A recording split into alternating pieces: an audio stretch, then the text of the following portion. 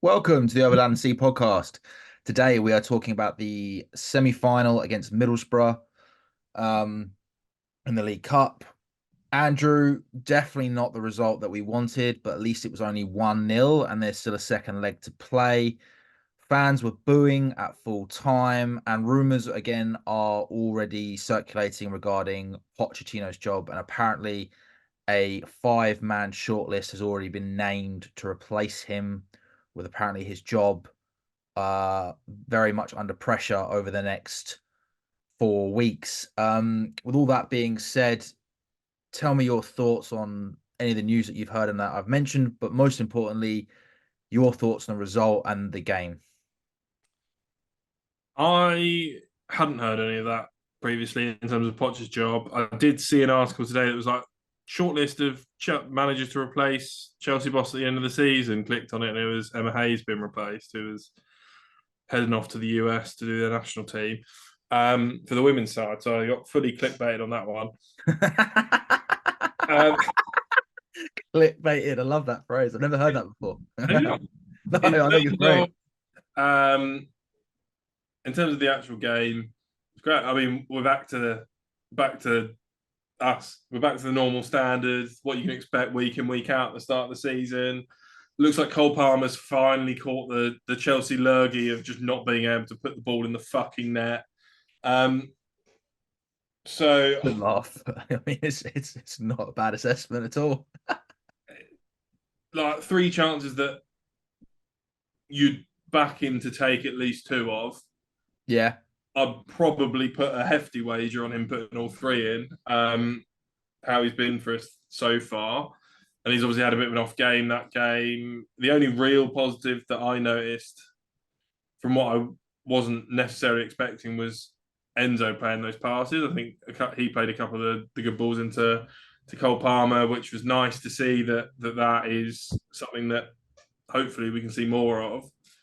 Um, Again, it's just sort of low block counter attack. They catch us on the break 1-0 and we didn't. Well, we created a few chances but didn't put them away, and we seem to be playing what effectively, because of the situation, were hopeless crosses into the box because a lot of the time we didn't really have anyone. We were aiming at Raheem Sterling, and I think if there's something you can't really blame Raheem Sterling for, I think it's probably not winning that header in the box when he's a foot shorter than the other bloke. Um, as I mean, much as I'd like I to be think he able was to more than a foot pick shorter, to be people, fair to yeah, him. yeah. So Did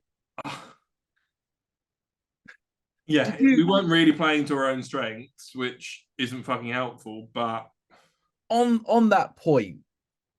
I mean, I've got the team sheet written down in front of me. I have to admit, I was really surprised when I saw the attacking three.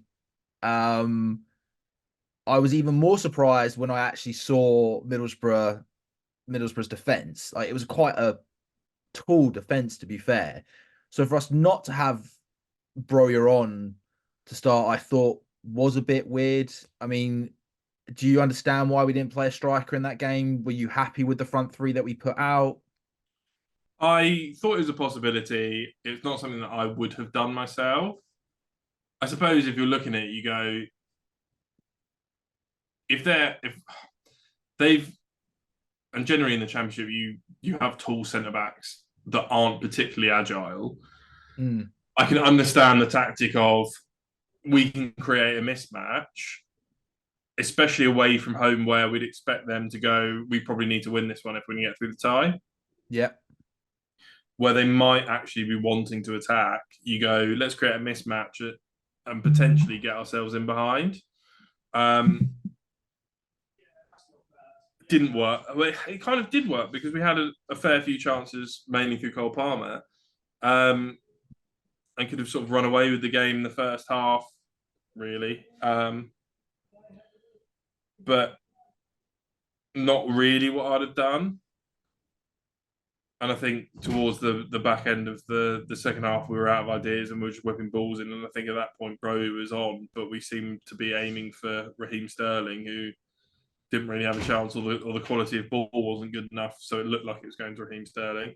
I think the latter, if I'm brutally honest. I don't think the quality of ball in the second half into the box was good enough.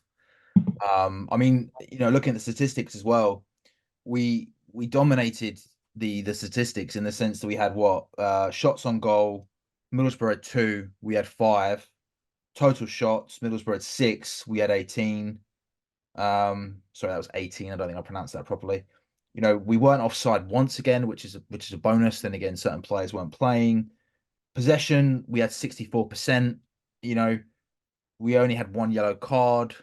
I mean, the stats are in our favor as well, again, bar the yellow card. But again, is it that it's that lack of quality, isn't it? That's just not really allowing us to take the chances. The thing you don't get in the stats is where the shots were from and how many people were in between the player taking the Valid shot and point. the goal at the time. I don't think if it's blocked, you technically get a shot on target, but it's one where you Yeah, had stats of we've had loads of shots, but loads of them were blocked and they weren't particularly good chances. We've just had a go. yeah, Um, so that's one that you can never really know for sure what was going on. I don't think we're taking a lot of high quality shots outside of sort of the cast iron ones that Cole Palmer had that you think should have got in. Um, yeah, it wasn't a game where I thought we were creating chance after chance after chance of gilt edge chance, and it wasn't really happening for us. It just, other than the few chances that Cole Palmer had, we didn't really look like scoring, which is always worrying. When all of your chances, one, are falling to the same bloke, yeah, and also when all of your chances are when you've got 3 chances against a championship side, even with a low block, I think it's not it's not a team that plays that system week in week out in the championship. They will yeah. be a very sort of open side wanting to control the game.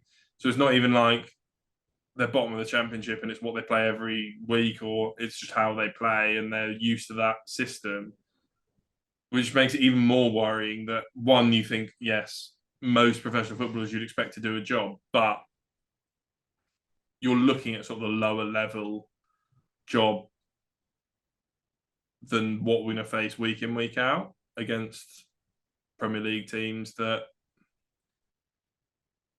a lot of them have had seasons in the Premier League where they do end up having to play that style for 30 games a season out of Sure. 38 or 20 to 25 games a season. Um, that will be better at it. In theory, we'll have better defenders and we'll have a better system and play it more regularly, so be more versed in it. So I think from that perspective, it is worrying that we couldn't break that team down more regularly, and especially after they got their goal, it looked even less likely to break them down. Well, we're always saying we need to score the first goal. And I think when they got their first goal, it definitely did become harder. I mean, I think at one point they were getting like 5 people at the back. As soon as we got into the final third, Jones was acting as a right wing back, whereas most of the time he was acting as a right wing, but still tracking back. They had 5, maybe 6 in their defensive line. We were always going to struggle at that point. Yeah, I think you're right. I think the problem is we don't score the first goal enough. We seem to concede early in the second half after dominating the first half at best, or it, we never seem to get that advantage and have it for very long. And if we do, then we win. Um, so yeah, it's worrying. It is worrying, and it's not like we played a significantly weakened team. No, it wasn't. It wasn't a weak team. It Largely a was a first relatively team. strong team. Obviously, you've got a couple. I mean, we've always got a few players missing in terms of injuries, In but terms of the players that are available, it wasn't a weak yeah, team. yeah. So yeah, it's an uphill battle every game.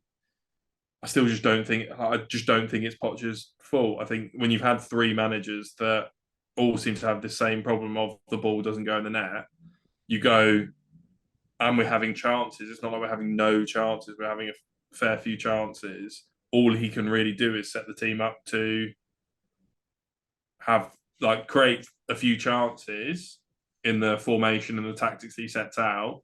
If people don't take the chances, the bloke doesn't have a PlayStation controller. He's not controlling the bloke, so it's not like he's overpowered the shot or he's dragged it wide or he's done something wrong. He's effectively set up a system and taught these players to play in triangles or whatever it is that gets us a few decent chances a game. And at a certain point, you just have to go. Either we lack quality or we lack something that means that if one player is having a bad game, i.e., Cole Palmer, we really struggle. Yeah, and as we said, if you're not going to go out and buy a proper goal scorer, then you're always going to struggle in goal unless someone has a magic switch that they manage to turn on and have a great season. Unfortunately, we're still not seeing that. We do need a striker, and hopefully that can solve a problem. Where there's Yeah, other problems we need to sort out, I'm not sure. The defense were woeful in Middlesbrough, for example. I wasn't happy with the defending against Middlesbrough. I thought a couple players were okay, but overall it wasn't great. no, but I think when we're defending in counter attack and we've got Gusto's up the pitch because he's an offensive wing back, and then you've got Levi Colwell, It was not a left back. Rizzi, and Thiago Silva back there against a couple of wingers and a striker, or whatever. We are leaving ourselves open to the counter attack on the basis that there's not a hell of a lot of pace there, and you cause yourself problems. Colwell is not a left back. Um, so I'm trying to be reserved on how I judge him during games, but that situation can't continue on the basis that we keep playing him left back, and at a certain point, you have to get used to the position. Well, also he was up against a very quick player.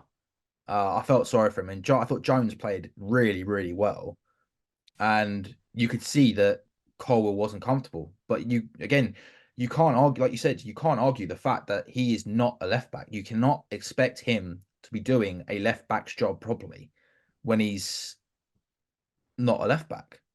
Was it just a lack of quality then for you? What did you think of the energy? Um, talk to me about the various points of the game because, like you said, Enzo was doing his job. Granted, we didn't. I knew if he started, he wouldn't play for very long, which he didn't. Which I think we could have expected when we saw him in the lineup. Um, you know, yeah. Is it still a gelling period? Do you think, or I I think we don't have a team that is. We don't have a team that works against the low block. We don't have a player. We don't have a team that has the qualities that works against that system. yeah, We have a team that works against other teams that are trying to go at us, and we counter attack them. yeah, And it's a very different. It's a very different skill. Um, and you can kind of have both if you have the right midfield, which I don't think we do in terms of we don't have a Kevin De Bruyne, a Bernardo Silva, and a holding one that saves the day. Rodri. You can also play, yeah, a Rodri or even a Fernandinho, a Kante, just someone that kills everything, and you've got two players that all they're really doing is creating. Yeah, Uh, we've got sort of three that are reasonable in everything, and they're better in certain categories than others, but creativity isn't necessarily the highest on their list. Maybe Enzo it is, and he is relatively creative, but Connor's not massively creative. Caicedo isn't. So I think the wingers aren't massively creative, and if you've got everyone back, we're struggling to have the player that can find that pass a lot of the time. We've only really got Enzo and Cole Palmer that find the pass. There's a lot of running. Some of the runs aren't right. They're not intelligent runs.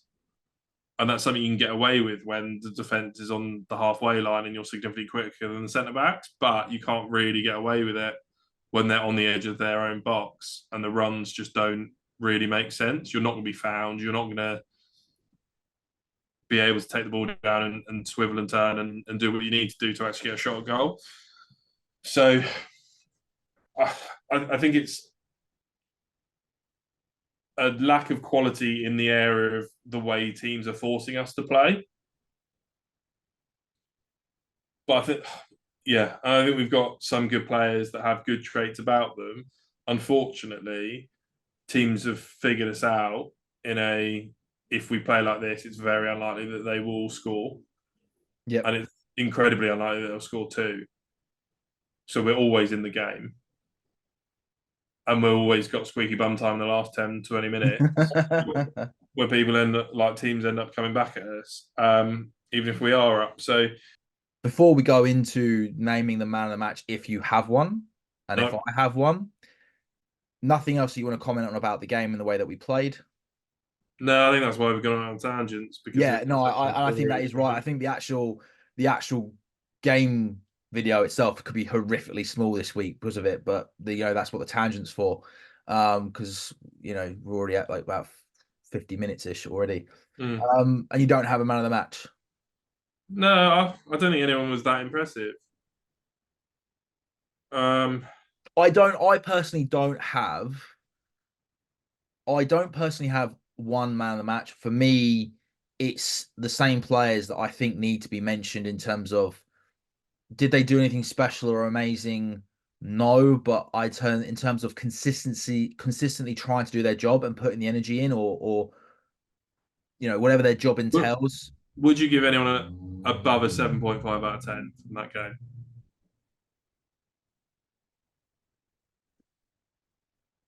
Yeah, or at least a 7.5. Who would you give that to? I don't think Gusto as a whole had a bad game.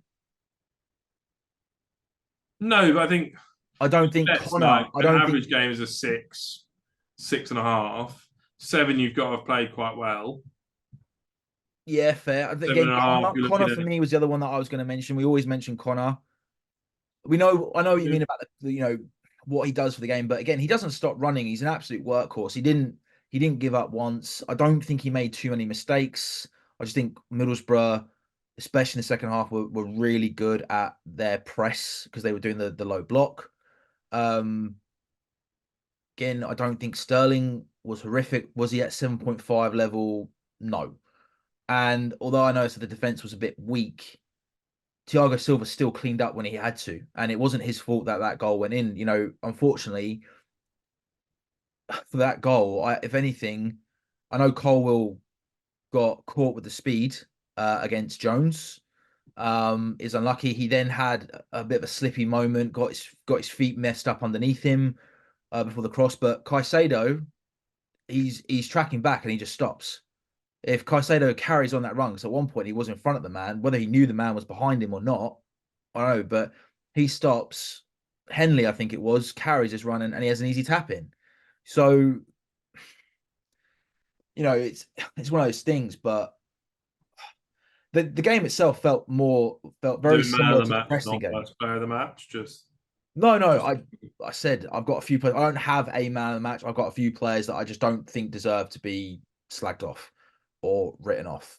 And then you started slagging off Caicedo. For the goal, yeah. Oh, okay. For the goal, yeah. But overall with the game, I think it it felt a lot like the Preston game. And when we said we were 4-0 up, and it's like, do we really think we should be 4-0 up? Doesn't really feel like we should be 4-0 up. That's the game that I feel like we played again against Middlesbrough, but we just didn't get the goals. That's what it felt like watching again. Yeah. Would you agree? Yeah. It is. It is. What was missing in that game was the chances that were missed. Yeah, If anything, we had better chances in that game. We missed them. So fair. Right. Well, with that, thank you all for watching the Overland and Sea podcast. Andrew, just quickly, actually, yes or no? Can you see us bringing it back at home to against Middlesbrough in the second leg? don't care. It's a Carabao Cup. Should have guessed that one. Thank you all for watching. Stay tuned for the Fulham pre-game analysis. We are playing Fulham at home this Saturday. It's a lunchtime kickoff. As always, thank you all for watching. Like, share, subscribe, comment, follow, hit that notification button, and we'll see you next time.